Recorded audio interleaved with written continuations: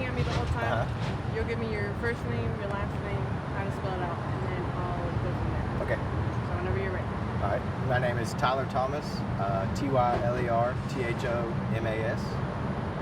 And so, can you kind of explain what happened? You were inside the building, but what did you hear? What did you see? Inside the building, and through the windows, we saw the car flip over. It hit the embankment behind me, and it flipped. And then we saw the police officer pull up, and then the police officer got out and was looking at the suspect, and then we heard shots fired, and so we all dropped below the windows, and it was probably anywhere from like 30 to 40 seconds of shots being fired, and then it sounded like two or three automatic weapons, and then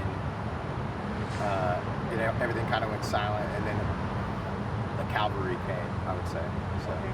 And what was kind of that feeling then when you finally kind of noticed what was happening, or you were hearing what you heard? We were all very nervous, worried, scared.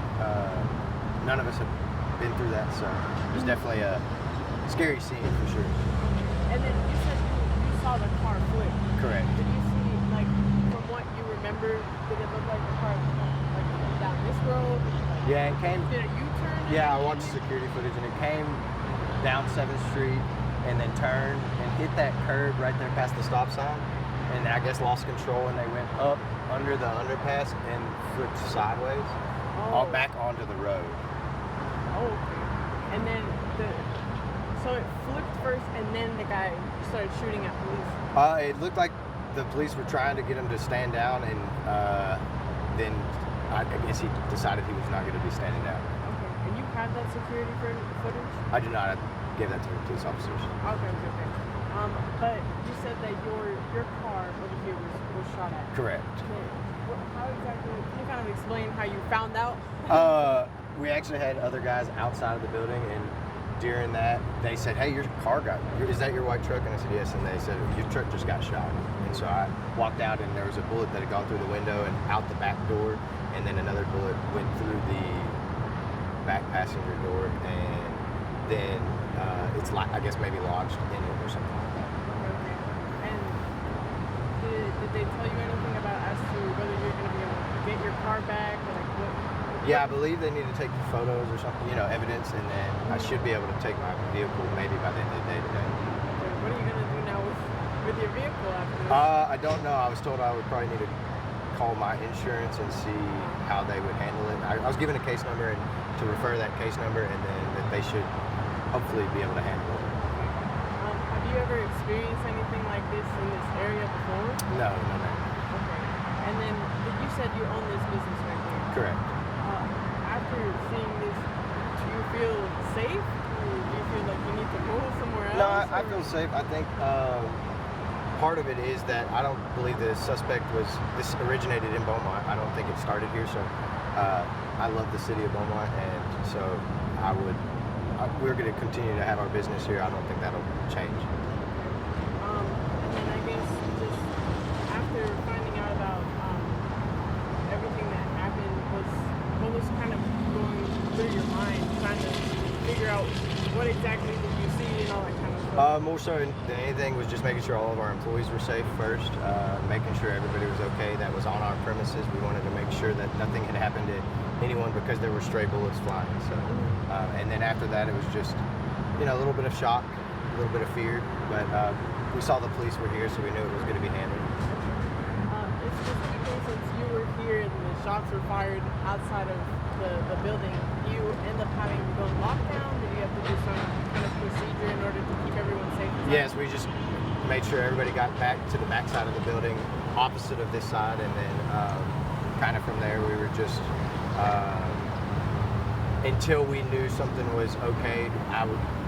Everybody was kind of sheltered in place until we knew what was going on. How long did you basically stay in that building? I'd say 4 to 5 minutes because we were able to look out the window and see that it was everything seemed to be handled at that point, and so then we felt okay to come out. Did you hear the suspect at all? No, we couldn't hear anything that was You just going saw on. the car flip over? Yes, we just heard the loud commotion from inside the building. So we look out the window and saw the car was flipped over, and then everything kind of happened from there. Is there anything else that you'd like to talk about in terms of what you saw? I would like to commend both the Port Arthur police officer that was on scene first and the Beaumont police officer that assisted. Based on what I saw, they did their job to a T and looked like they handled everything. And I'm not a police officer, but the way they handled everything was very professional and well done, and they were able to take out the suspects. Do you know if the Port Arthur police was here at the same time as the Beaumont police? Or? I think the Port Arthur police were first on scene. First on scene? Yes, ma'am. Okay. So I'm trying to get an understanding because I wasn't here. I got here until I saw a bunch of Port Arthur police. Right. And so the car flips over and this is shoot. Did you see Port Arthur police at that time, or what did you see? The car flipped over, and then maybe within 30 seconds or so, the Port Arthur police officer, I believe, maybe was chasing, and so they pulled up immediately on the scene and were on the scene immediately. And so. Okay. And then the Beaumont police kind of helped them along. Yes, they assisted immediately. Okay. Yes. Okay. Well, is there anything else? Because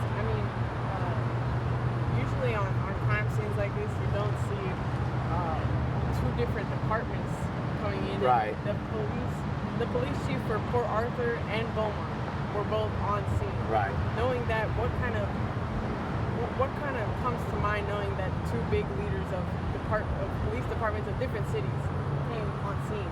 I would say it's comforting knowing that, to me, that they take something like this so serious that they would send out their leaders to make sure that everything was handled properly and squared away correctly. Again, I would like to commend both officers from both departments, because from what I saw, they handled everything very professionally, and I would say seeing them out there made us feel safe, knowing that police were on the scene and there. So. Okay. And then just last questions for me. What would you like to? What kind of title would you want us to? Or what do you want us to go by? Do you want to be called just like a Beaumont resident? You can call me Beaumont business owner. Beaumont business. And Tyler Thomas. Okay. Do you want us to put You can that put your Manning. business is Manning's? Yeah, that's okay. I just wanted to make sure you're okay with that. Yes, ma'am. Is there anything else that you'd like to mention? Nope, that's it. Thank you. Thank you.